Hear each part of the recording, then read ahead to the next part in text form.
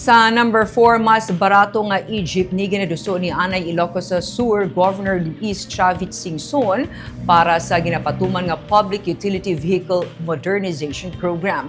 Sa madason nga tuig sugura ni anay Ilocos Sur Governor Singson ang pag-roll out sang tig 1.2 million pesos nga electric jeepney kaupod ang Korean-based firm nga amo ang maga-manufacture sa mga public utility vehicle units nga iya ginaduso para sa modernization program. Ginpahayag ni Singson nga wala sang interest kag down payment para sa mga e-jeepney nga iya ginatanyag sa mga transport sector kung ikumpara sa taga 2.4 million pesos hasta 3 million pesos nga mga e-jeepneys. Gindugang niya nga sara makaproduce sang hasta 600 ka electric jeepney units ang planta nga iya ginapatukod sa Batangas. Sa iya pagpapili bilang senador, magalunsar man siya sang bangko sang masa, isa ka digital bank para matagaan sang bank account kag credit card ang mga Pinoy. Madason niya nga ginapromisa ang universal basic income nga tig 500 pesos para sa tanan nga mga Pilipino nga nagaedad 18 anyos pasaka.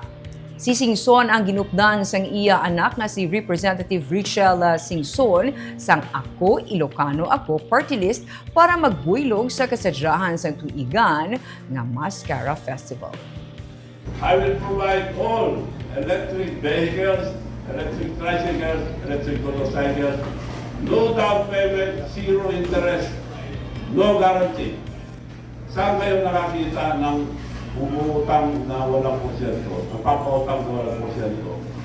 Tanong ko yun, wala. Ako lang ang wang-wang na napapautang na walang interest. Sir, 500 for the minimum wage earners every month.